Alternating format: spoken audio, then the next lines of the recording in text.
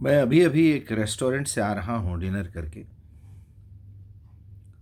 تو common sense کی بات ہے. ہم یونیفارم دیکھ کے آدمی کو پہچانتے ہیں کہ یہاں کا ویٹر ہے. کسی سپر مارکیٹ میں جاتے ہیں تو وہ ڈریسنگ سے پہچانتے ہیں کہ یہ یہاں کا سیلس مین ہے. میچ دیکھنے جاتے ہیں تو کرکٹر کے کپڑے دیکھ کے پہچانتے ہیں. ہاسپٹل جاتے ہیں تو نرس کے کپڑے، وارڈ بوائے کے کپڑے، پوچھا مارنے والوں کے کپڑے، ڈاکٹر کے کپڑے، یہ دیکھ کے پہچانتے ہیں، حلیہ دیکھ کے پہچانتے ہیں. ابھی میرے ساتھ ٹیبل پہ کچھ لوگ اور بھی بیٹھے تھے. تو ایک یہاں قطر یونیورسٹی میں کام کرنے والا ایک بدھسٹ آدمی، نوجوان ہے. وہ اچانک اپنے سامنے بیٹھے ہوئے ایک مولانا سے کچھ سوال کر بیٹھا اور وہ جواب نہیں دے پائے. یہی پولیٹیکل میٹرز کے اوپر کہ کیا ہو رہا ہے، یمن میں کیا ہو رہا ہے، سوڈان میں کیا ہو رہا ہے، انڈیا میں مندروں کے ساتھ کیا ہو رہا ہے، مسجدوں کے ساتھ کیا ہو رہا ہے. گلف میں مندریں بن رہی ہیں اور وہاں مسجدیں توڑی جا رہی ہیں، یہ ہو کیا رہا ہے. تو وہ جواب نہیں دے پائے. بولتا ہے کہ میں نے یہ سوال کئی لوگوں سے پوچھا، لیکن ہر شخص یا تو ٹیڑھے میڑھے جواب دے دیتا ہے یا پھر وہ سٹ پٹایا جاتا ہے، اس طرح کی باتیں کرتا ہے. اس سے سمجھ میں آ جاتا ہے کہ یہ شخص قابل بھروسہ آدمی نہیں ہے، نہ ہی یہ کوئی پڑھا لکھا بندہ ہے. کیونکہ پڑھا لکھا بندہ اس کی ڈریسنگ، اس کا سینس، جیسے میں ابھی حلیے کی بات کیا، اور اس کے بات کرنے کے طریقے میں سمجھ میں آ جاتا ہے کہ یہ بندہ ذرا سوچ سمجھ کے بات کرنے والا بندہ ہے. ایسا نہیں کہ منہ میں جو آیا بس بک دیے. ماحول ایسا ہو گیا ہے، بکی ہوئی باتیں لوگوں کو اچھی لگتی ہیں، سمجھداری کی باتیں اچھی نہیں لگتی. میں بہت دیر صبر کرنے کے بعد میں نے پوچھا، بھائی صاحب آپ ایگزیکٹلی سوال کیا کرنا چاہتے ہیں؟ مجھے دیکھ کے بولتا ہے، آپ دے سکتے ہیں جواب. میں نے کہا میں کوشش کروں گا، لیکن آپ مولانا سے جو پوچھ رہے ہیں یہ صاحب سے، تو بول رہا ہے ان کی داڑھی، ان کی ٹوپی، ان کا حلیہ دیکھ کے میں سمجھا کہ ان کو پورا جو ہے قرآن معلوم ہے. تو میرا مطلب یہی تھا پوچھنے کا کہ یہ جو کچھ بھی ہو رہا ہے مسلم کنٹریز میں جہاں مسلمان رہتے ہیں، کیا یہ سب قرآن میں لکھا ہوا ہے؟ وہ یہ سمجھ رہا ہے کہ یہ کتاب کوئی پریڈکشن کی کتاب ہے، آنے والے حالات بتاتی ہے. بے شک بتاتی ہے، لیکن یہ کتاب ہدایت کی کتاب ہے. آنے والے وقت، مرنے کے بعد تمہارے ساتھ کیا ہونے والا ہے وہ بتاتی ہے. ایسے کرو گے تو یہ ہوگا، ویسے کرو گے تو وہ ہوگا. غرض یہ کہ وہ یہ کہہ رہا ہے کہ ان کے حلیے سے مجھے ایسا پتہ چلا. پھر میں نے کہا کہ میرے حلیے سے کیا لگتا ہے آپ کو؟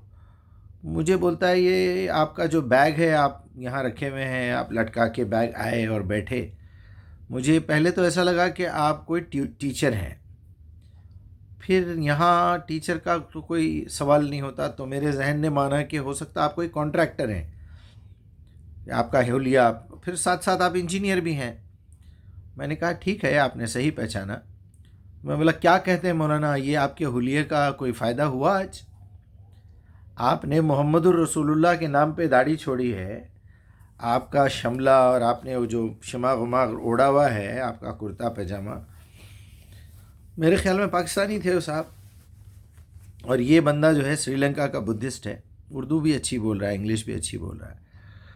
تو بولتا ہے ہم کیا، کوئی بھی چیز، کوئی بھی انسان کسی کو بھی اس کے حلیے سے اس کا سوال کرتا ہے. کبھی کبھی ہوتا ہے ہم سپر مارکیٹس میں جاتے ہیں، وہاں یونیفارم کا سسٹم نہیں ہے، تو ہم کسی سے بھی کوئی سوال کر لیتے ہیں. وہ بولتا no I am also a customer, میں بھی کسٹمر ہوں سر، آپ مجھ سے مت پوچھیے، آئی ڈونٹ نو. شرمندگی سی ہو جاتی ہے. تو میں آپ سب حضرات سے، میرے تمام پرخلوص بھائیوں سے، کہ آپ جب میری داڑھی پہ اعتراض کرتے ہیں تو آج مجھے بولنے کا موقع مل رہا ہے کہ آپ نے داڑھی رکھ کے، آپ کے لیول کے انداز میں آ کے میں سوال کروں گا، کیا اکھاڑ لیا آپ نے اب تک؟ یہ آپ لوگوں کا لیول ہے بات کرنے کا، یہ سلیقے کی بات نہیں. کیا اکھاڑ لیا آپ لوگوں نے اب تک؟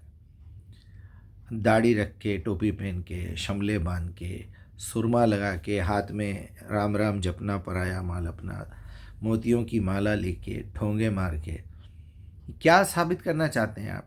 آپ جھوٹ بولتے ہیں، آپ دھوکہ دیتے ہیں، آپ وعدہ کر کے پورا نہیں کرتے، آپ سلام کا جواب نہیں دیتے، آپ جو ہے واٹس ایپ پہ بے شمار کالس رہتے ہیں، آپ کبھی چیک نہیں کرتے. یہ تو واٹس ایپ ہے، میسیجز بھی چیک نہیں کرتے، آپ ایس ایم ایس بھی چیک نہیں کرتے. اس میں الیکٹریسٹی کا آ گیا ہے بل، اس میں آپ کے ای ایم آئی کا نوٹس آ گیا ہے، آپ کے بینک میں سے کچھ پیسے نکال لیے گئے ہیں، آپ کو خبر نہیں ہے، بعد میں پریشان ہو کے دھکے کھاتے ہوئے پھرتے ہیں. تو یہ لاپرواہیاں، اور جو ہے گھر کا سامان بے ترتیب پڑا ہوا ہے، بدتمیزی سے پانی بہہ رہا ہے، لائٹیں کھلی ہوئی ہیں، کوئی پرسان حال نہیں ہے، اور گندگی کا یہ عالم ہے کہ کیا کہوں میں آپ سے.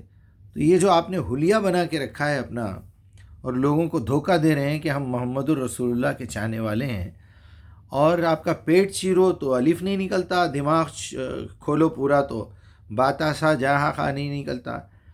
تو پھر زبان دیکھو تو ایسی شرمگاہ محفوظ نہیں ہے، دل دیکھے تو دیوانہ ہے فحاشی اور بدماشی کا، نظریں بے حیائی کی طرف ہیں، اور پتہ نہیں بہرحال دماغ میں شرک بھرا ہوا ہے، دلوں میں نفرت ہے، ضمیر میں لعنت بھری ہوئی ہے.